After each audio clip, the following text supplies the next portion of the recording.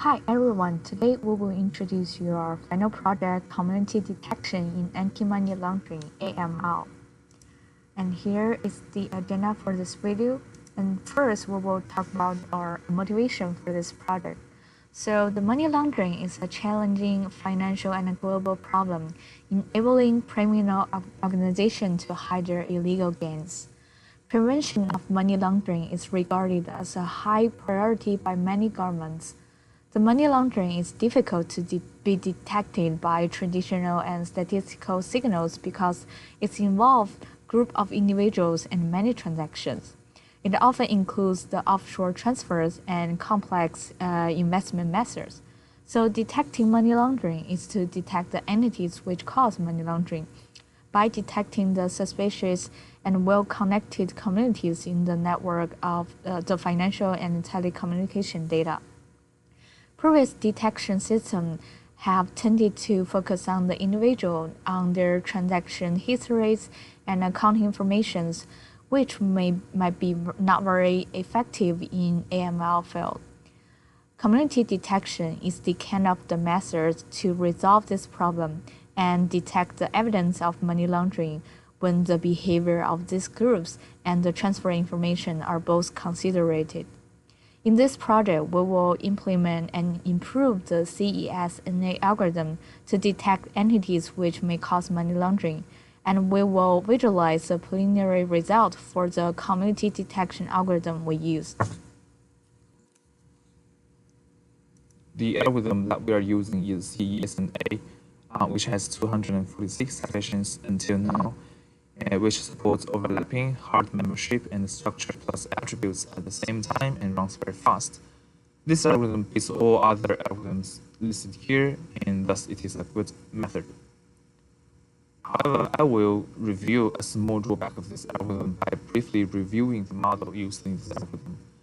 It says that the nodes in a network are connected according to Bernoulli distribution, with the possibility PUV related to FUC, where FUC is the affiliation weights. It is a measurement of the possibility that node U belongs to community C. It also says that the attributes of the nodes are another Bernoulli distribution, with the possibility QUK related to not only FUC but also another weight, WKC. However, Bernoulli distribution does not have continuous values, so that the edges in this network cannot have weights, but weights in our case are the amount of money of the transactions. This matters a lot, so we modified this model. Instead of saying that the nodes are connected according to Bernoulli distribution, we say that the weights on the edges are following Gaussian distribution, with the mean value related to FUC, like this. And then we want to maximize the likelihood of the graph and the attributes given f and w to estimate the optimal f and w, where the likelihood can be written as the summation of two terms Lg and Lx. Lg is the likelihood of the graph, which only depends on f, and Lx is the likelihood of the attributes, which depends on both f and w. And g here is modified, so this term is modified. We changed this term, this equation, to this one because of the Gaussian assumption. And then accordingly, the derivative of this term is modified to be like this instead of this one in the paper. And then we have the derivative. We can use gradient ascent to calculate the f and w. So why we have u not equal v here? Because the user will never transfer money to himself, so we don't care what will happen if u equals v. We also have a L1 regularization here to select features. And then we use the same method as mentioned in the paper to determine the membership by choosing a threshold. To determine the number of the community, we reserve a holdout set, and then we try a different number of C to see which one gives the best likelihood on this holdout set. So in this part, we build a visualization tool for seeing the community detection result as network graphs. In this demo, we test our algorithm on 6 different datasets with different size and different group connection densities. And the more similar the color they are, the more likely that these nodes share a same communities. So the nodes means the individual persons, and the edges are the transaction behaviors between those nodes. So if you click on the nodes and or the edges, you can see the user ID and also the attributes of the users. Or if you click on the edges, you can see the weights on the edges with the name of the destination and the target. And the weights are the amount of money between two nodes that they transferred. The nodes that share a same communities tend to have similar attributes, and the number of the edges among them and the weights on those edges tend to be larger, which is as expected from the algorithm. So this also works for both dense and sparse networks due to the number of weights. So let's see the result here. So for this one, this is a sparse data set for the small size.